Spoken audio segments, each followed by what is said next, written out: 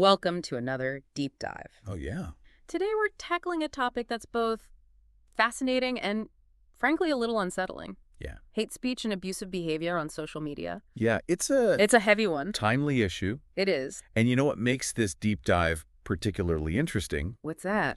is the perspective we're taking. Okay, lay it on me. Our main source Yeah. is a 2024 book Okay. called Hate Speech and Abusive Behavior on Social Media, a cross-cultural perspective. Catchy title, Yeah. though. Now, this book isn't your typical overview. Okay. It analyzes 108 research papers. Wow, that's a lot. But here's the twist. Okay. They're all published in Portuguese, Spanish, and Italian. Oh, wow. Yeah. So we're going global. We're going beyond the usual English language focus I like it. to understand how this issue plays out Yeah. in different cultural contexts. It's a whole new world. It is. So before we get into the nitty-gritty, let's set the stage a bit. Remember the early days of the internet? Oh, yeah. It was supposed to be about this utopian space, Right. free from the prejudices of the real world. Yeah. The early internet. The internet was going to fix everything, Right. like all of society's ills. Yeah. It was largely text-based Right. and limited in its interactive capabilities. Yeah. Almost like a blank slate. Like you could start over. Exactly. Yeah. People envisioned it as a space where everyone could connect and share ideas without the usual social barriers. It was all going to be kumbaya. That's right. Yeah, that whole colorblind internet thing. Yeah. Obviously, things didn't quite turn out that way. Sadly not. So where did things go wrong? Well, the internet itself evolved dramatically. Okay, how so? The emergence of Web 2.0 in the early 2000s Web 2.0. led to a surge in user-generated content Oh, okay. and the rise of social media platforms. Right. Like Facebook. Right. Suddenly, the internet wasn't just about exchanging information. It was about building communities and sharing personal experiences. Right. It was huge. And the floodgates opened? Yeah, we went from millions of internet users to billions. Yeah. Practically overnight. It's crazy. All those new voices, Yeah. all that personal information floating around Right. created a whole new set of challenges. Precisely. So it was kind of And- inevitable. As social media platforms grew, Yeah. they became fertile ground for something we're all too familiar with now. Uh-oh. Online hate speech. Yeah. So let's get into that. Okay. Why is it that social media, Mm, a tool designed for connection, right. seems to bring out such antisocial behavior in some people? The book we're diving into highlights 4 key aspects. Okay, hit me. The first one Mm-hmm. is something we all probably think about Yeah. when we go online. Yeah. What's that? The fallacy of anonymity. Right. That feeling that you can say whatever you want because Yeah. no one knows who you are. Yeah. I get it. It's tempting to think you can be a bit more, A little unfiltered. let's say, unfiltered online. Right behind the safety of that keyboard. Right. And the research suggests Yeah. that this perceived anonymity emboldens users Mm-hmm. to express views Okay. they might never voice Yeah. in face-to-face interactions. Right. They feel less inhibited, Makes sense. less accountable for their words. It's that classic disinhibition effect. Exactly. The mask comes off and the true self emerges. Right. But here's the thing. Yeah, Isn't true anonymity online basically a myth? you're right. I mean, with IP addresses, Yeah. cookies, and all that digital tracking, It's pretty hard to truly disappear. it is. You're absolutely right. So, And the book points out an interesting paradox. okay. While offenders often believe they're anonymous, Mm-hmm. their actions can still have real-world consequences. Well, yeah. And when exposed, Yeah. many try to erase their digital footprint, Oh, so they know. deleting posts, Okay. or even entire accounts. Wow. It seems like they instinctively understand the potential for repercussions. So they want to have their cake and eat it too. It's like they want to have their anonymity for the bad stuff, Yeah. but a clean slate when the heat is on. It's like a get out of jail free card, Exactly. but it doesn't really exist. Right. Okay, so anonymity plays a role, but what else is fueling this online hate? The second aspect the book highlights Yeah. is the creation of echo chambers, Echo chambers. spaces where like-minded individuals reinforce each other's prejudices. Oh, boy. Yeah, this is where social media algorithms come into play. Oh, the algorithm. Everyone's talking about them these days. They are. But how do they contribute to hate speech? Yeah. Break it down for me. Well, these algorithms are designed to keep users engaged. Right. They track what you like, Yeah. what you comment on, what Yeah. you share, Right. and then they feed you more of the same, More of the same. creating these online bubbles, Yeah. where you're constantly exposed to content that confirms your existing beliefs. So if you're someone who's already prone to prejudice or hateful views, your online experience can actually amplify those tendencies.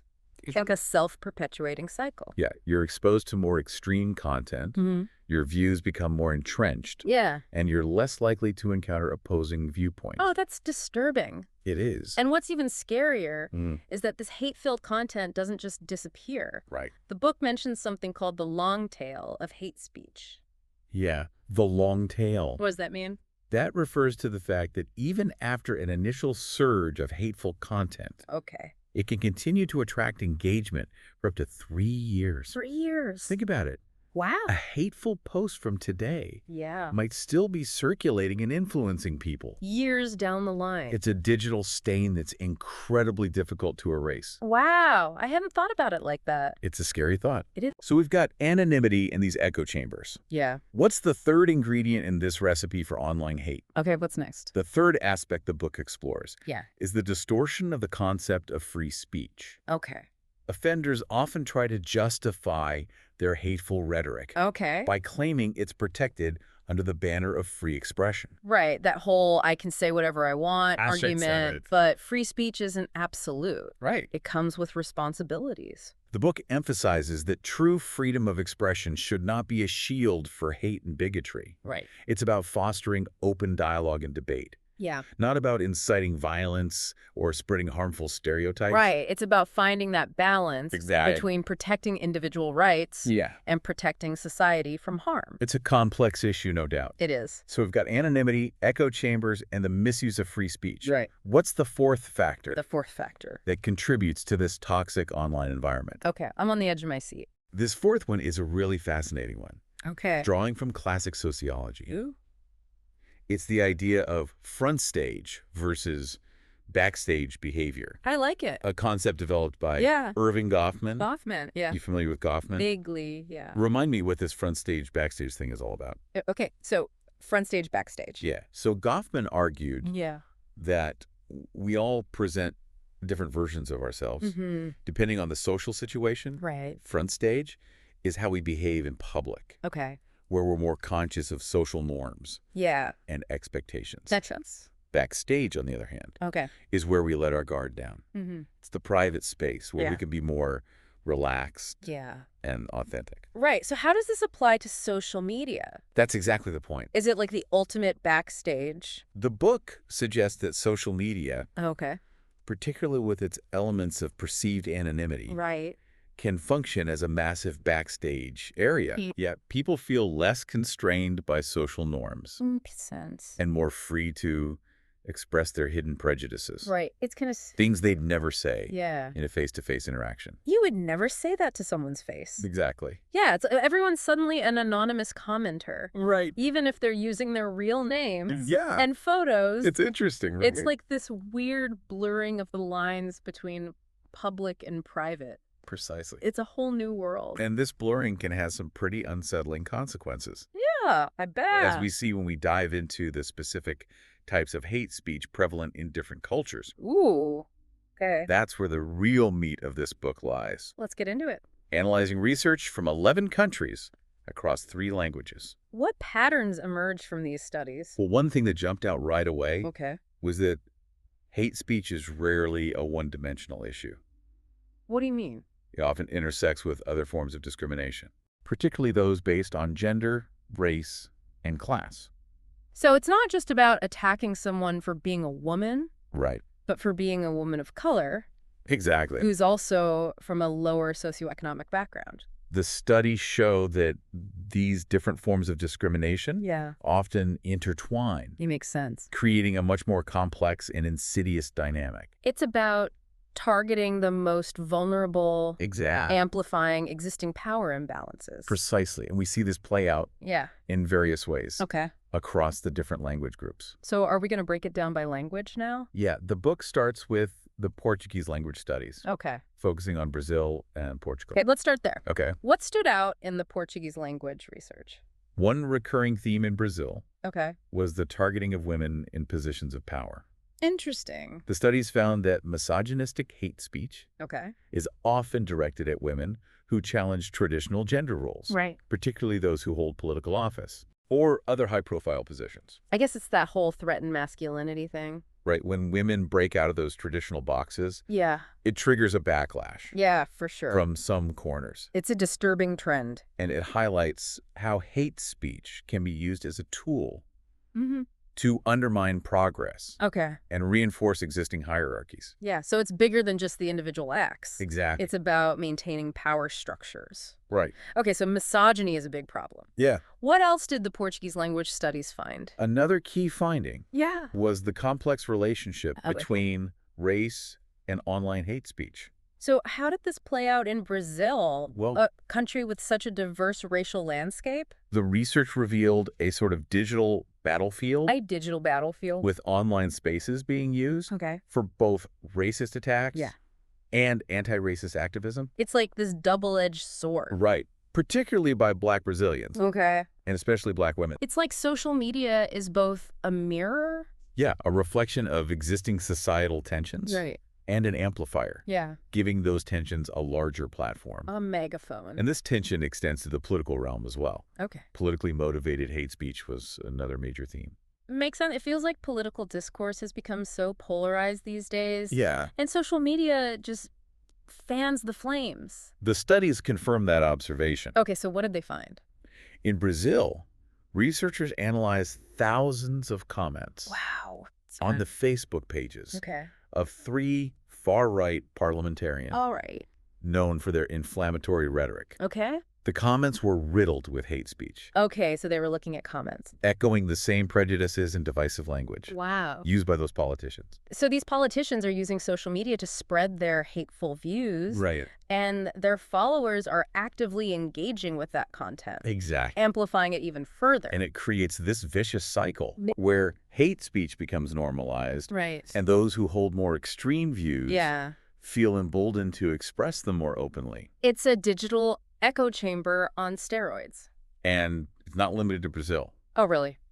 The book found similar patterns in other countries as well, including Portugal, Okay. where xenophobia Yeah. and anti-immigrant sentiment Okay. were prevalent themes in the research. So that us versus them mentality, that Yeah. fear of the other, Yeah. it's playing out online in a big way. It is, and I guess Yeah. it's easier to dehumanize someone Yeah. when you're interacting with them through a screen. It's like the empathy switch gets flipped off. And that lack of empathy Mm-hmm. is particularly evident Yeah. when we look at the book's findings on homophobic hate speech. Oh, boy. This was a major concern in the Brazilian studies, Yeah. reflecting the country's tragic history of violence against LGBTQ+ individuals. That's heartbreaking. It is. So social media, in a way, becomes a reflection of real-world prejudice. Right. And in some cases even fuels that prejudice. That's a crucial takeaway. Yeah. What happens online doesn't stay online. Right. It spills over. It spills over into the real world Yeah, and can have very real consequences. absolutely. Okay, so we've been talking about all this hate directed at specific groups. Mm-hmm. I'm curious about the impact on individuals. Yeah. I mean, besides the obvious emotional toll. Right. Is there research on the broader psychological effects of being targeted by online hate speech? That's a question worth exploring. It seems like there should be. While this particular book Yeah. doesn't delve deeply into that aspect, Okay. there's a growing body of research Okay. examining the psychological trauma associated with online abuse. It can be incredibly damaging, I imagine. It can. Especially for those who are already marginalized or vulnerable. Absolutely. And it's something we need to be more mindful of Yeah, as we navigate the digital world. absolutely. So going back to the book Yeah.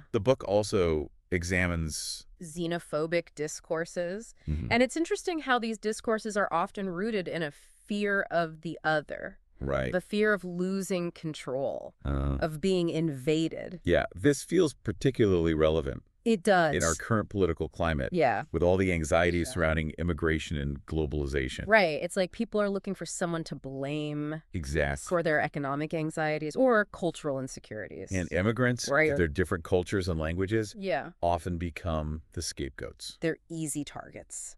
You see this in the way they're often portrayed. How so? as criminals, Okay. as a drain on resources, as a threat to national identity. It's dehumanizing.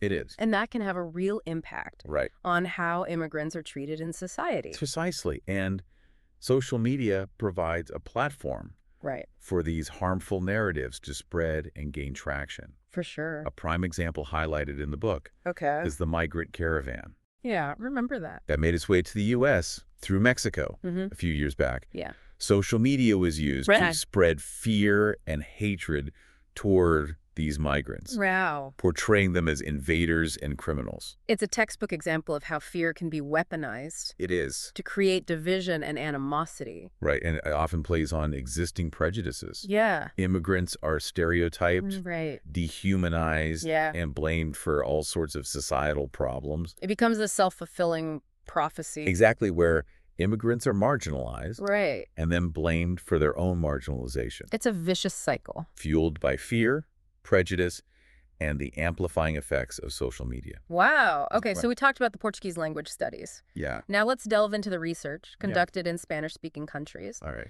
These studies cover a wider range of countries, They do. including Spain, Mexico, Argentina, Mm-hmm. Colombia, Peru, and El Salvador. That's right. So what are some of the key themes that emerged from the Spanish language research? One theme Okay. that stood out Yeah. was the prevalence of xenophobia, Xenophobia again. particularly in the context of migration to the U.S. Yes. The U.S.-Mexico border. Always a hot-button issue. It is? It's like every time Yeah. there's a surge in migration, Right. we see a corresponding surge in xenophobic rhetoric online. It's a sad reality. It is. And the book provides some fascinating examples Oh, really? of how this plays out Okay. in the digital space. In the hall ears. For instance, one study Okay. analyzed social media discussions surrounding the migrant caravan we mentioned earlier. The one that made its way to the U.S. Exactly. Through Mexico. Right. Okay, what did they find? They found that social media was being used to spread fear and hatred toward these migrants, Right. painting them as a threat to national security and economic stability. Oh, wow. It was a very deliberate attempt To demonize them? to demonize and dehumanize an entire group of people, It's classic scapegoating. finding someone to blame for complex societal problems. Right. Someone's got to be at fault. It's a tactic that's been used throughout history Yeah. to justify discrimination and violence Yeah. against marginalized groups. Wow. It's frightening how easily these kinds of narratives can take hold, It is. especially when they're amplified by social media algorithms. Right. Once it's out there. Another theme Okay. that emerged strongly Yeah. in the Spanish language studies Okay. was politically motivated hate speech. Politically motivated. We saw something similar in Brazil, Right. but the dynamics were a bit different in these other countries. Okay, so how did it manifest in the Spanish-speaking world? Yeah. Were there any specific cases or examples that stood out? One example that comes to mind Okay. is a case from Peru, Peru. where a congresswoman Okay. made a racist remark A racist remark. about the country's former prime minister. Wow. This sparked a wave of hateful comments on social media, So it went viral. many of which were directed at the congresswoman herself, Oh, wow. accusing her of inciting racial hatred Oh. and dividing the country. Wow, that escalated quickly. It shows how quickly these things can escalate Yeah. and how social media can be used to both amplify Right. and challenge Yeah. hateful rhetoric. It's a double-edged sword. It is, and the book highlights how this dynamic plays out Yeah. across various political That's contexts. a mean example. For instance, in Argentina, Argentina. online hate speech was often directed at political opponents, Okay. using language that was deeply personal Uh-oh. and often quite vicious. So it's not just about disagreeing with someone's political views. Right. It's about attacking their character. Yeah, Trying to silence them through intimidation and abuse. exactly. And that kind of behavior has a chilling effect on public discourse. Right. It makes people afraid to speak their minds. Yeah, especially if they hold minority viewpoints. It's like a form of digital bullying, incredibly harmful to a healthy democracy. Now, shifting gears a bit, Okay. another disturbing trend Yeah. that emerged in the Spanish language studies Okay. was the persistence of deep-rooted racism, Oh, wow. often directed at indigenous communities. That's awful. This is particularly concerning because it highlights the lasting legacy of colonialism Right. and the ongoing struggle for equality Yeah. in many Latin American countries. It's a reminder that these historical wounds are still very much open. You're exactly right. And social media can become a platform for perpetuating those historical injustices. And the book does a great job of connecting those historical threads to the contemporary manifestations of online hate speech. That's important. It shows how deeply ingrained these prejudices are. And how they continue to shape social relations in the digital age. It's a sobering reminder that technology alone can't solve these deeply rooted societal problems. It can't. Okay, so we've covered some pretty heavy ground here. We have. Anonymity. Echo chambers, the misuse of free speech, Right. and how all of this intersects with gender, race, and class. It's a lot. Before we move on to the Italian language study, Okay. are there any other overarching themes that emerged from the research on Brazil, Portugal, and the Spanish-speaking world? One key takeaway Okay, what's that? is that hate speech is often used as a tool to maintain power and control. To maintain power and control. It's about silencing dissent, Okay. reinforcing social hierarchies, Right. and preserving the status quo. The status quo. And social media, with its reach and amplifying effects, provides a powerful platform for this kind of manipulation. That's a really insightful point. It is. It's not just about individual acts of hate. Right. It's about how those acts contribute to larger systems of oppression. Exactly. Okay, ready to shift gears and dive into the Italian language studies. Absolutely. What makes the Italian studies particularly interesting? Well, a lot of them were conducted during the early days of the COVID-19 pandemic. The pandemic. Yeah, it feels like a lifetime ago. It does. But it definitely had a profound impact. On everything. Well, everything. I'm curious to see how it shaped online hate speech. Oh, one thing that jumped out Yeah. was a surge in xenophobia. It's a xenophobia. With the virus originating in China. Right. There was a lot of fear and uncertainty. Understandably. And unfortunately, that translated into a wave of hate. Oh, no. Directed at Chinese people and people of Asian descent in general. That's awful. It's like people were looking for someone to blame. Exactly. And those who were already seen as other became easy targets. And social media, with its rapid spread of information and misinformation, became a breeding ground for these harmful stereotypes and conspiracy theories. It reminds me of something you mentioned earlier, infodemics. Oh, yeah. What exactly does that mean? An infodemic is basically an epidemic of misinformation, often spreading alongside a real public health crisis. Wow, so it's like a double whammy. It's characterized by a rapid surge in false or misleading information, which can have a devastating impact on public health efforts. Wow. And can also fuel prejudice and discrimination. So it's not just about hate speech per se, it's about the spread of harmful lies that can have real-world consequences. Exactly, and one example from the Italian context that illustrates this. The spread of conspiracy theories. Oh, no. Linking 5G technology to the spread of COVID-19. I remember that. These theories, despite being completely debunked by scientists, gained traction online. And led to real-world acts of vandalism. Oh, wow. Against 5G towers. That's wild. It shows how online misinformation can have these really tangible and sometimes dangerous offline effects. Absolutely. Now, beyond the pandemic-related hate, the Italian language studies also shed light on another aspect of online hate speech. The way it's often framed is a communicative process. A communicative process. So it's not just about the words themselves. But about the context. The intent. And the impact. So there are a lot of factors at play. Exactly. Researchers in Italy are moving beyond simply focusing on the content of hate speech. And looking at the broader dynamics at play. It's about more than just the words. They're examining the motivations of those who engage in hate speech. The platforms that amplify it and the impact it has on both individuals and society as a whole. It's a more nuanced approach. It is. Recognizing that there are all these layers to this issue. It's not just about bad apples. It's about the entire ecosystem that allows hate to flourish. And how do we address that? That's the million-dollar question. It is. And one that I'm sure we'll be grappling with for years to come. For sure. Now, another disturbing trend that the Italian studies highlight is the rise of revenge porn. And gendered hate speech, often targeting women.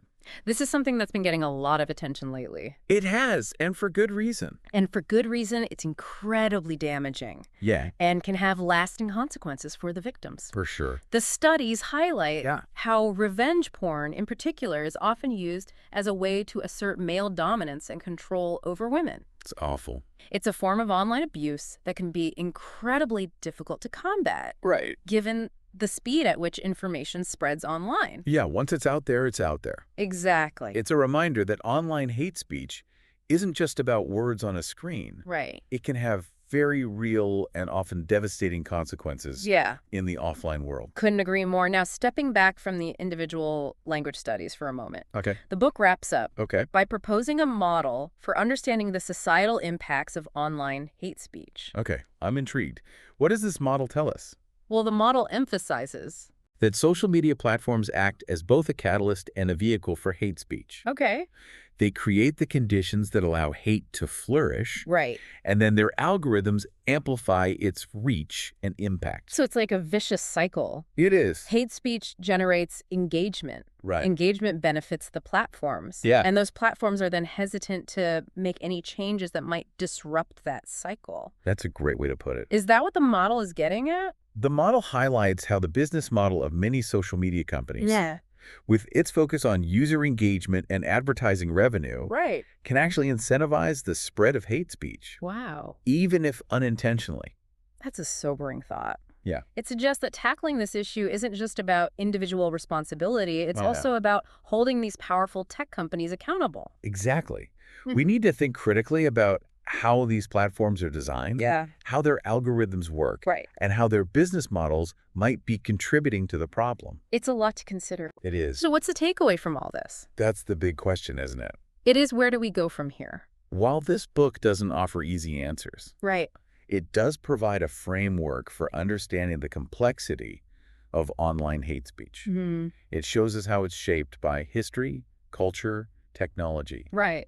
And even the business models of the platforms we use every day. This deep dive has been incredibly valuable. It has. It's given me a lot to think about, both in terms of my own online behavior and the role of these tech giants in shaping our digital world. I agree. And I think one of the most important takeaways is the need for critical thinking and media literacy. Okay. We all need to be more aware of the biases that shape the information we consume online. The ways in which algorithms can manipulate our emotions. And the techniques used to spread misinformation and hate. It's like we need to develop a digital immune system. I love that. A way to protect ourselves from the toxic negativity that can spread so easily online. It's about building resilience. Questioning what we see. And engaging in thoughtful dialogue, even when it's uncomfortable. Well, on that note, I think we've reached the end of our deep dive. I think we have. As always, we encourage you to continue exploring these issues. Please do. To engage in critical thinking and to be mindful of your own online behavior. It's important. We all have a role to play in creating a more inclusive and respectful digital world. Absolutely. Until next time. See ya.